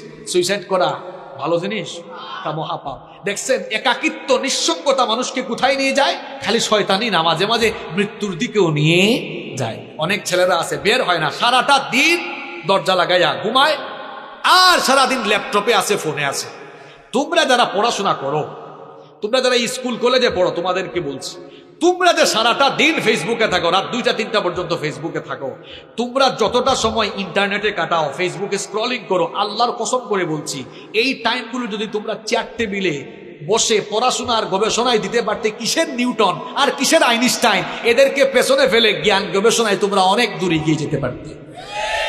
আরে বাপরে, ঠিকও কয়, আবার ইন্টারনেটও ঠিক মতো চালাও, কিন্তু একটা লিমিট তো থাকা দরকার। দেখছেন হে যুবক, তার চেহারা দেখছেন, গালটাল ভাঙ্গা এমনি। তুমি যুবক মানুষ, তোমার চেহারার এই অবস্থা হয়েছে কেন? তোমার চেহারা লাবণ্য থাকবে, স্মার্টনেস থাকবে, গালটাল ভেঙে গেছে, বিচি উঠতে উঠতে তার চেহারা শেষ। কারণ অত রাত 3টা-4টা পর্যন্ত ঘুমায় না, ও ফোন হাতে নিয়ে খালি স্ক্রলিং করে, ঝিমাইতে মাঝে মাঝে ফোনও তার নাকে মুখে পড়ে, তাও সে চালাইতে আছে না নাই? লিমিটে ফিরে আসো ভাই, এখন পড়াশোনার সময়, ক্যারিয়ারটাকে তৈরি করো, ক্যারিয়ারটা সাজাও, পড়াশোনায় মন দাও, দেখবা জীবনে সাকসেসফুল হয়ে যাবে ইনশাআল্লাহ। কষ্ট হচ্ছে না তো আপনাদের? প্রিয় ভাইয়েরা, আর কয়েকটা মিনিট থাকা যাবে না ইনশাল্লাহ? কেউ উঠিয়েন না, শেষ পর্যন্ত নিয়ে যান। এখন প্রত্যেকটা কথা বাস্তবিক বলবো। গুনাহ থেকে বাঁচার আমল বলতেছি কয়টা? 12টা। বলে ফেলছি কয়টা? 6 নাম্বার, গুনাহের উপকরণ থেকে দূরে থাকা। যেই জিনিসগুলো দিয়া গুনাহ করার সম্ভাবনা আছে এগুলোর কাছেও না। নাটক, সিনেমা, অশ্লীল গল্প, উপন্যাসের বই। নাটক সিনেমা দেখে মানুষ কি শিখবে? শিখার কি আছে এখানে? অশ্লীল প্রেম প্রীতি ছাড়া, আর জামাই আর কি জানি কয় শাশুড়ি আর বউয়ের ঝগড়া ছাড়া, পরকিয়া ছাড়া এই নাটক সিনেমায় কিছু আছে? জন্য এগুলো থেকে নিজেকে দূরে রাখতে হবে। এখন কিছু কিছু ছেলে পেলে কলেজ পাশ করার পরে কয়, হুজুর আমরা ইংলিশ মুভি দেখি ইংরেজি ভাষা চর্চা করার জন্য। তুমি ইংরেজি ভাষা চর্চা করার জন্য ইংলিশ মুভি দেখবা না? আমি ছাত্র জীবনে একটা মেসে থাকতাম, তখনও আমি বিশ্ববিদ্যালয়ে ভর্তি হয় নাই, ইউনিভার্সিটিতে ভর্তি হব এইরকম টাইমে। এখন এক ভাই আমার সিনিয়র দিনে রাতে কানে হেডফোন লাগাইয়া ল্যাপটপের দিকে তাকায় থাকে। একদিন বললাম, ভাইজান আপনি দেখি সব সময় ল্যাপটপের দিকে তাকায় থাকেন। এটা অনেক আগের 2010 সালের ইয়ে বলতেছি কথা। তুমি এগুলা বুঝবা না, আমি লন্ডন যাব, আইএলটিএস করছি, ভাষা চর্চার জন্য ইংলিশ মুভি দেখছি। আমি বললাম, ভাই ভাষা চর্চার জন্য তো আপনি ল্যাঙ্গুয়েজ ক্লাবে যাবেন, ল্যাঙ্গুয়েজ ক্লাবে গিয়ে আপনি সেখানে না চর্চা করবেন, বেশি বেশি স্পিকিং করবেন, বেশি বেশি কথা বলবেন, কথা বলার পরিবেশে থাকবেন, তখন না আপনি ভাষা চর্চা করতে পারবেন। চুপ থাকো, সিনিয়র ভাই তো কিছু তো বলাও যায় না। তো এইরকম অনেক কারবারই আছে না নাই? হে ভাষা শিখতে শিখতে যে কোন জিনিস শিখতেছে এটা হে ভালো করে জানে। গুনাহের উপকরণ থেকে দূরে থাকতে হবে। পর্নোগ্রাফিতে যারা আসক্ত এদের ভেতর থেকে মনুষ্যত্ববোধ চলে গেছে, এদের ভেতরে পশুত্ব তৈরি হয়েছে। এরা মেয়েদেরকে জীবনে কোনোদিন সম্মান করতে পারবে না। মেয়ে দেখলেই হে মনে করে এটা ভোগ্য পণ্য, এটা ভোগ করার জিনিস। কারণ পর্নোগ্রাফিতে আসক্ত হয়ে সে নিজের ভেতরের পশুত্বকে জাগ্রত করে এখন নারী দেখলেই তার কাছে লাগে এটা ভোগ্য পণ্য। নারীকে সে সম্মানের চোখে দেখতে পারে না।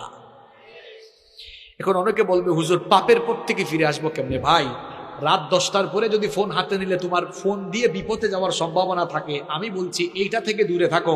রাত 10টার পরে ফোন আর বালিশের কাছে না, একেবারে ড্রয়ারে ফেলায় ফজরের পরে হাতে নিও। আর বাবা মাদেরকে আরেকটা কথা বলি, অনেকের বাড়িতে ওয়াইফাই আছে না, রাত 10টা বাজবে ওয়াইফাইয়ের সুইচ অফ, ওয়াইফাইয়ের সুইচ বন্ধ, নইলে দেখবেন ছেলে মেয়েরা কিন্তু কারবার করে ফেলতে পারে। আর সবচেয়ে ভালো হয় এমন সচেতন হন, রাত 10টার পরে খাওয়া দাওয়ার পরে ছেলে মেয়েদেরকে বলবেন, এই ফোন দে, ফোন দে। রাতের বেলা ফোনের দরকার আছে, সকালবেলা আমার কাছ থেকে আবার ফোন নিয়ে যাইও। এই কথাগুলো আপনাদের ভালোর জন্য বলতেছি। ডিভাইস তো হাতে, আমাদের ছেলে মেয়েরা নষ্ট হয়ে যাচ্ছে অপশিক্ষার অপসংস্কৃতির কারণে। ছোট বয়স থেকেই বাচ্চাদের হাতে আমরা ফোন তুলে দিয়েছি। আরে ভাই আগে তো ছোট ছোট বাচ্চারা কান্না করলে মা বাবারা দৌড়ে এসে কুলে নিয়ে আয় আয় চাঁদ মামা গল্প শোনায়, কবিতা শোনায় ঘুম পাড়াইতো। এখন 2-3 বছরের বাচ্চা কান্না করলে মা বাবা এসে ইউটিউবে ঢুকে baby shirt dude dude dude do লাগায় দেয়। আর 2-3 বছরের বাচ্চারা ফোন হাতে নিয়ে ইউটিউবে ঢুকে একটার পর একটা চেঞ্জ করতেও জানে।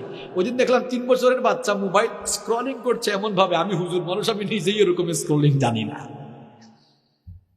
একজন আমারে কয় ওই দিন, হুজুর দোয়া করবেন। বললাম কি হয়েছে? কয় আমার মেয়ে জেএসসিতে A+ পেয়েছে, মানে ক্লাস 8 পাস করছে আর কি, A+ পেয়েছে। আমি বললাম মাশাআল্লাহ গুড। কয় হুজুর জানেন খুশি হয়ে আমি আইফোন গিফট করে দিয়েছি। আমি বললাম ভালো করছেন, কিছুদিন পরে আপনারা জামাই গিফট করবে। এই ছোট্ট ছোট্ট ছেলে মেয়েদের হাতে ফোন তুলে দিয়েন না, নইলে কারবার ঘটাই ফেলবে। রাতের বেলা ফোন কেড়ে নেবেন, ইন্টারমিডিয়েট পাস করার আগ পর্যন্ত হাতে ফোন দিয়েন না। এগুলো পরামর্শ দিয়ে গেলাম, মানলে কল্যাণ হবে ইনশাআল্লাহ। গুনাহ থেকে বাঁচার জন্য 6 নাম্বার আমল বলে যাচ্ছি। গুনাহের উপাদান যেগুলো, এগুলোর ধারে কাছেও যাওয়া। তার মানে কি ফোন থেকে দূরে থাকবেন? আরে ভাই প্রত্যেকটা জিনিসের পজিটিভ নেগেটিভ আছে, নেগেটিভ গুলা বর্জন করে পজিটিভ গুলা। এই যে ক্যামেরা, এটা দিয়া মুভি নাটক সিনেমার শুটিং করা হয়, আবার এখানে মাহফিলে ওয়াজও রেকর্ড করা হচ্ছে। এক জিনিস দিয়ে 2 কাম করা যায় কি যায় না? তা আপনি খারাপ জিনিস করবেন না ভালোটা করবেন? সিদ্ধান্ত নিতে হবে কাকে? আপনাকে সিদ্ধান্ত নিতে হবে কাকে? গুনাহ থেকে বাঁচা থাকার জন্য 7 নম্বর আমল হলো ইন্টারনেট এবং তথ্য প্রযুক্তির অপব্যবহার থেকে নিজেকে বাঁচিয়ে রাখতে হবে। যুবক তরুণ ভাইয়েরা, ইন্টারনেট আর তথ্য প্রযুক্তির অপব্যবহারের কারণে আজ আমার কলিজার টুকরা যুবক তরুণ ছাত্র ভাইদের যৌবন নষ্ট হয়ে যাচ্ছে। আমার কলিজার টুকরা ভাইয়েরা, দরদ মাখা ভাষায় বলে যাচ্ছি, মনে রেখো, রাতের বেলা হাতে ফোন আছে, ইন্টারনেট আর তথ্য প্রযুক্তির অপব্যবহার করে তুমি যদি খারাপ কিছু দেখতে চাও, হয়তো ভাবতেছো আমাকে তো আব্বু আম্মু দেখে না, ভাই বোন কেউ দেখে না, কিন্তু একজন তো সবই দেখেন, তিনি কি? আর যারা নামাজও পড়ে, দেখবেন অনেক মানুষ আছে নামাজ পড়ে রোজা রাখে, ভালো ভালো কাজ করে, আবার একা একা হয়ে গেলে গোপনে গোপনে হারাম কাজে লিপ্ত হয়, আছে না নাই? আল্লাহর নবীর একটা হাদিস আমার মনে পড়ে গেল। নবীজি বলছেন, তুমি তোমার পরিবারের লোকদের সামনে অন্যায় কাজ, পাপের কাজ করতে যেমন লজ্জা পাও, তুমি যদি তোমার পরিবারের কারো সামনে পাপ করতে লজ্জা পাও, তোমার আল্লাহর সামনে গুনাহ করতে তোমার কি কোনো লজ্জা লাগে না? কারণ আল্লাহ বান্দার সব কিছু দেখেন কিনা? জোরে বলেন, দেখেন কিনা? খুব ভয়ঙ্কর একটা হাদিস আমার মনে পড়ল, শুনেন ভাইরা, কান লাগান। একদিন নবীজি সাহাবীদেরকে বললেন, আমার সাহাবীরা শোনো, আমার উম্মতের কিছু মানুষ কিয়ামতের দিন তিহামা নামক বিখ্যাত শুভ্র পর্বতমালার সমান আমল নিয়ে হাজির হবে। সহজ বাংলায় বলতেছি, বুঝেন। নবীজি বলতেছেন, কিয়ামতের দিন পাহাড়ের সমপরিমাণ আমল নিয়ে কিছু মানুষ হাজির হবে। হাজির হওয়ার পরেও পর্বতমালার সমপরিমাণ আমলকে আল্লাহ ধুলায় পরিণত করে উড়াইয়া দিবেন। কি সাংঘাতিক কথা শুনতেছেন কথা? কিয়ামতের দিন কিছু লোক পাহাড়ের সমান বিশাল নেকির পাহাড় নিয়ে উঠার পরে তাদের নেক আমলগুলোকে আল্লাহ ধুলাবালুয় পরিণত করে দিবেন।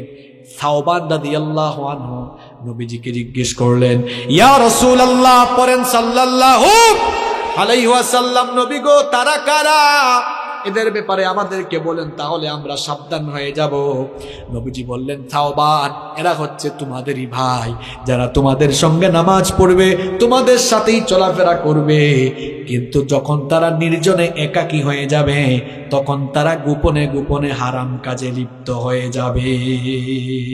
এজন্য যুবক ভাইরা, রাতের বেলা গোপনে গোপনে মেয়েদেরকে মেসেঞ্জারে নক দিও না। রাতের বেলা একা একা ইউটিউবে ঢুকে হারাম কিছু দেখিও না। এই যে হাদিসটা বললাম, 5 ওয়াক্ত নামাজও পড়বা, হারাম কাজও করবা, সমস্ত আমলগুলোকে ধুলাবালু করে উড়িয়ে দিবেন কে? আল্লাহ আমাদেরকে হেদায়েতের উপর অটল রাখো, গুনাহ থেকে বাঁচিয়ে রাখো, বলেন আমিন। তাহলে 7 নম্বর আমল কি বললাম? ইন্টারনেট তথ্য প্রযুক্তির অপব্যবহার থেকে নিজেকে মুক্ত রাখা। পারা যাবে তো ভাই ইনশাআল্লাহ? নাম্বার 8 নাম্বার গুনাহ থেকে বাঁচার জন্য 8 নাম্বার উপায় হলো, অসৎ ব্যক্তিদের সাথে, অসৎ বন্ধুদের সাথে মিশা যাবে না। কথায় আছে না, সৎসঙ্গে স্বর্গবাস, অসৎ সঙ্গে। এজন্য যুবক তরুণ ভাইয়েরা, সিগারেট খুর, ইয়াবাখুর, বাবাখুর, এদের সাথে মিশিও না। ভালো মানুষকে বন্ধু বানাও। বন্ধু বানাবেন কাকে? যার দুনিয়াদারি আপনার চেয়ে কম আর দিনদারি আপনার চেয়ে, আবারও বলছি, বন্ধু বানাবেন কাকে? যার দুনিয়াদারি আপনার চেয়ে কম আর দিনদারি আপনার চাইতে। আমি জানি মাহফিলে অনেক ভাইরা আসেন গুনাহ করতে করতে, এই গুনাহ নিয়েই আসেন। তারা হয়তো এখন আমার কথা রাগ করছে, হুজুর আমরা খারাপ কাজ করি বলে কেউ কি আমাদের বন্ধু হবে না? হবে। আপনাদের বন্ধু আমরা, আপনাদের বন্ধু এখানে যারা 5 ওয়াক্তের নামাজি ভালো ভালো ছেলে, এরা আপনাদের বন্ধু। আমরা আপনাদেরকে দাওয়াত দিয়ে দিয়ে, মাথায় হাত দিয়ে দিয়ে, বুকে টেনে টেনে নামাজি বানাবো ইনশাআল্লাহ। আমি বলতেছি ওই সকল ছেলেদেরকে যারা একটু মিশলেই খারাপ হয়ে যাওয়ার সম্ভাবনা আছে। আপনারাও দেখবেন ছেলে মেয়েরা কাদের সাথে মিশে, কারণ হে হয়তো ভালো আছে, কিন্তু খারাপ কারোর সাথে মিশলে থাকতে থাকতে সেও খারাপ হয়ে যেতে পারে। এই জন্য প্রিয় ভাইয়েরা, গুনাহ থেকে বাঁচার জন্য 8 নম্বর উপায় হলো, অসৎ ব্যক্তিদের সাথে মিশা যাবে না। কষ্ট হচ্ছে আপনাদের? এই তো শুনেন, আর 4টা পয়েন্ট আছে। নাম্বার 9 নম্বর, গুনাহ থেকে বাঁচার জন্য মনটা চাইবে গুনাহ করে ফেলি, এই কামটা করে ফেলি, সাথে সাথে সবর করে নিজেকে তখন সংযত করবেন, যেটাকে বলি আমরা কন্ট্রোল করা। নিজেকে কন্ট্রোল করতে হবে। আপনি যদি কন্ট্রোল করতে পারেন, সুবহানাল্লাহ, আমার আল্লাহ কত দয়াবান। নবীজি হাদিসে বলেছেন, কোনো বান্দা একটা ভালো কাজ করবে, শুধু নিয়ত করবে, কাম করার আগে নিয়ত করলেই সাথে সাথে আল্লাহ আমলনামায় একটা নেকি দান করেন। আর বান্দার নিয়তের পরে যখন কাজটা করে ফেলে, আল্লাহ আমলনামায় সওয়াব 10 থেকে 700, এমনকি আল্লাহ চাইলে আরো বাড়ায়া দেন। সুবহানাল্লাহ। আর আমার আল্লাহর দয়া কেমন দেখেন, ভালো কাজের নিয়ত করলে সাথে সাথে নেকি লেখা হয়, খারাপ কাজের নিয়ত করলে সাথে সাথে গুনাহ লেখা হয় না। আল্লাহ বলেন, এই ফেরেশতা দ্বারা দেখ আমার বান্দা শেষ পর্যন্ত কাজটা না করে ফিরে আসে কিনা। যদি বান্দা ফিরে আসে, আল্লাহর ওই লোকটার আমলের খাতায় গুনাহ লিখতে আদেশ দেন না। সুবহানাল্লাহ। তাহলে পাপ থেকে বাঁচতে হলে গুনাহ করবেন করবেন, মাথায় চিন্তা আসবে, ঠিক সেই সময় নিজেকে কন্ট্রোল করে ফেলবেন। কার ভয়ে? নাম্বার 10, গুনাহ থেকে, পাপ থেকে বাঁচা 10 নম্বর আমল হলো নিজের ভেতরে লজ্জাশীলতা পয়দা করুন। গুনাহ করার পরে আমরা ভুল করতে পারি ভাই, ভুল করা দূষণীয় না। কারণ আমাদের বাবা পৃথিবীর প্রথম মানুষ যিনি, তিনিও ভুল করছেন। নাম কি? নাম কি? তিনি ভুল করার পরে ভুলের উপর থাকেন নাই, লজ্জা পেয়ে তওবা করে ফেলছেন। এই জন্য তার মর্যাদা বাড়িয়েছেন কে? এই শয়তান। কি শয়তান ছিল? প্রথমে কি ছিল? আরে ভাই, হ্যাঁ, শুধু ফেরেশতা না, ফেরেশতাদের সর্দার। একটা ভুল করছে, ভুল করার পরে অহংকার করেছেন, লজ্জা পেয়ে মাফ চায় নাই। এই জন্য ফেরেশতার সর্দার থেকে শয়তানের সর্দার হয়ে গিয়েছে। কি বুঝলেন? তাহলে আপনি পাপ করছেন, ভুল করছেন, এটা দূষণীয় না।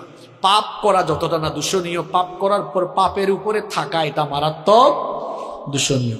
নবীজি এই জন্য বলেছেন, মুসলিম শরীফের হাদিস, কুল্লু ইবনে আদম খাত্তাউন ওয়া খায়রুল খাত্তাইন আত-তাওয়াবুন।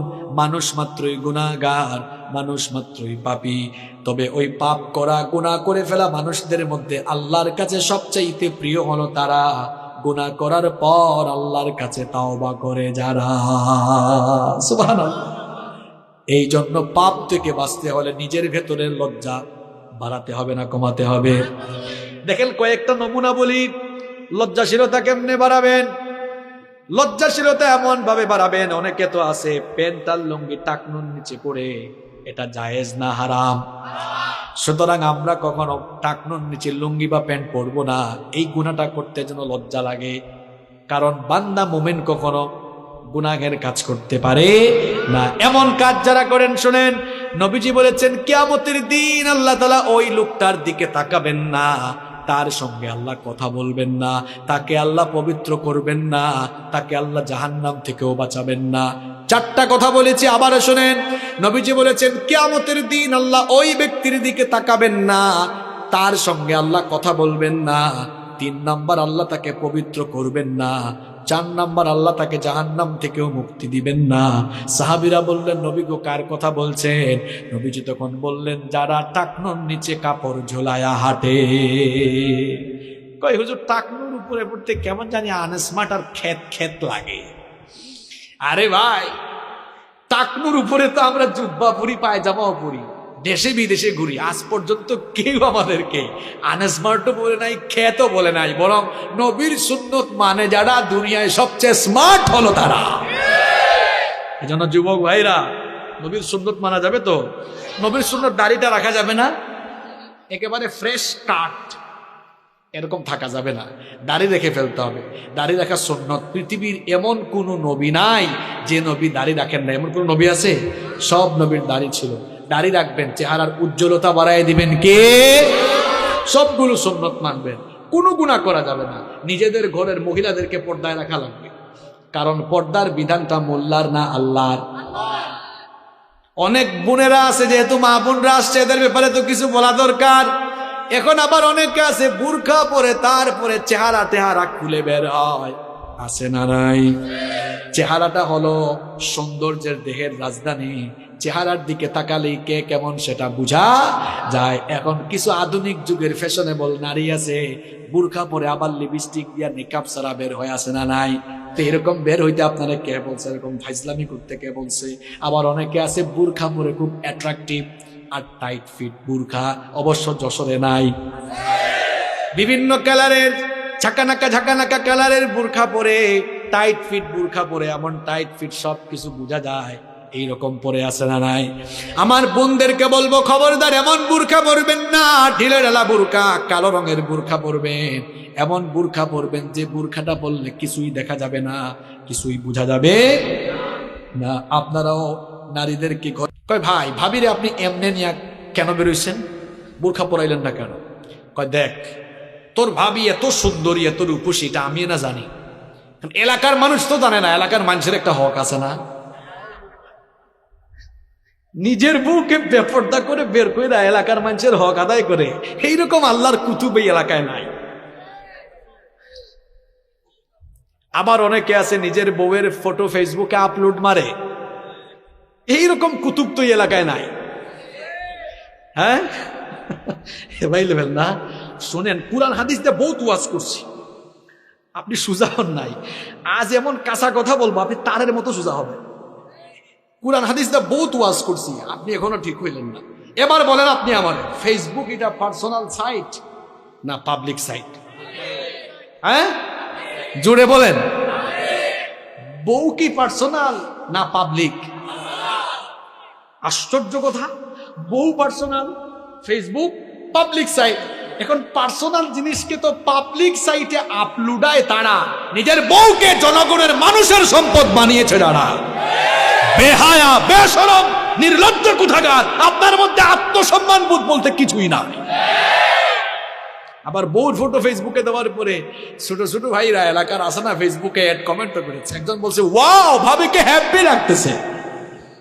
আরেকজন কয়, ভাই ভাবিকে জোশ লাগতেছে। এ বেকুব, কার জোশ কে খায় রে?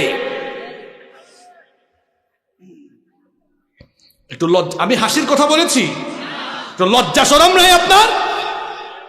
আল হায়াউ শু'বাতুম মিনাল ঈমান, নবীজি বলেছেন লজ্জাশীলতা ঈমানের অংশ। নিজের ভেতরে লজ্জা বাড়ান, আল্লাহ আমাদের সবাইকে লজ্জাশীল বানান।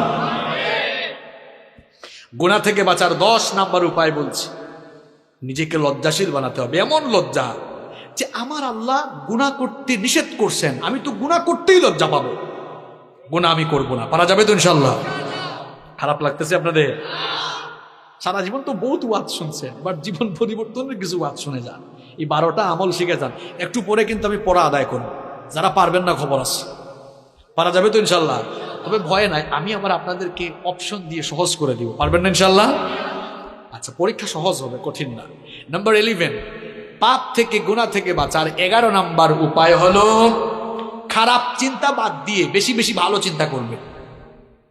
কারে মারবেন খালি, এরে মারবেন, তারে মারবেন, এদিকে টাকা মারবেন, ওইদিকে সম্পদ মারবেন, এইসব চিন্তা বাড়বেন। চিন্তা, ভালো চিন্তা বাড়ান, যে আমি আজ ফজরের নামাজ জামাতে আদায় করব। ভালো চিন্তা না খারাপ চিন্তা? আমি আজান হয়ে গেলে এই 5 ওয়াক্তের নামাজগুলো টাইম দিয়ে আদায় করব। আমি রেগুলার কোরআন পড়বো, হাদিস পড়বো, ইসলামী বই পড়বো, আমি মানুষদেরকে যথাসাধ্য সহযোগিতা করব, সামাজিক কাজ করব, দান করব, সদকা করব, আমার যে সকল ভাইয়েরা অভাবী আছে তাদের পাশে দাঁড়াবো। মানে ভালো ভালো চিন্তা করেন, যত বেশি ভালো চিন্তা করবেন তত আপনি খারাপ চিন্তা থেকে মুক্ত হয়ে গুনাহ থেকে নিজেকে বাঁচিয়ে রাখতে পারবেন। পারা যাবে ইনশাআল্লাহ। নাম্বার 12, 12 এবং সর্বশেষ হচ্ছে গুনাহ থেকে বাঁচার জন্য তাওবা ইস্তেগফারের অভ্যাস গড়ে তুলেন। বেশি বেশি তওবা ইস্তেগফার করেন। দেখি সবাই আন্তরিকতা দিয়ে একেবারে দিল থেকে বলবেন, আমাদের কলিজার টুকরা নবী, যিনি নাম হচ্ছে মুহাম্মাদুর রাসূলুল্লাহ সাল্লাল্লাহু আলাইহি ওয়াসাল্লাম, আমার আপনার কলিজার টুকরা নবী, উনার জীবনে গুনাহের কোনো দাগ, কোনো ছিটাফুটা আছে? জন্ম থেকে নিয়ে ওফাত পর্যন্ত, নবুয়তের আগেও মাসুম, পরেও। ওই নবীর আমল শুনেন, বুখারী শরীফের হাদিস, নবীজি বলছেন, ওয়াল্লাহি, আল্লাহর কসম, ইন্নী লা আস্তাগফিরুল্লাহ ওয়া আতুবু ইলাইহি ফিল ইয়াউমি আকথারা মিন 70 মাররা।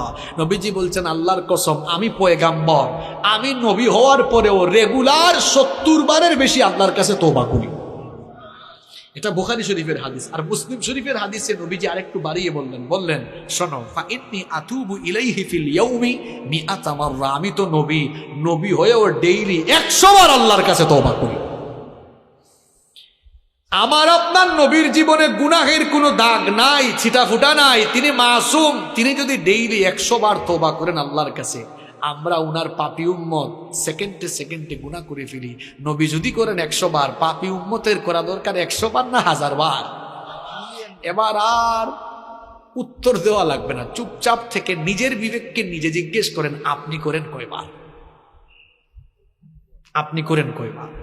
এজন্য যখনই সময় পাবেন পড়বেন আস্তাগফিরুল্লাহ, যখনই সময় পাবেন জপবেন আস্তাগফিরুল্লাহ, যখনই সময় পাবেন পড়বেন আস্তাগফিরুল্লাহ।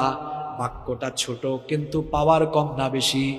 নবীজি বলেছেন আস্তাগফিরুল্লাহ যারা প্রতিনিয়ত পড়ে এদের আমলনামায় যদি সমুদ্রের ফেনা পরিমাণ গুনাহ থাকে, আল্লাহ তার সমুদ্রের ফেনা সম পরিমাণ গুনাহগুলোকে মাফ করে দিবে।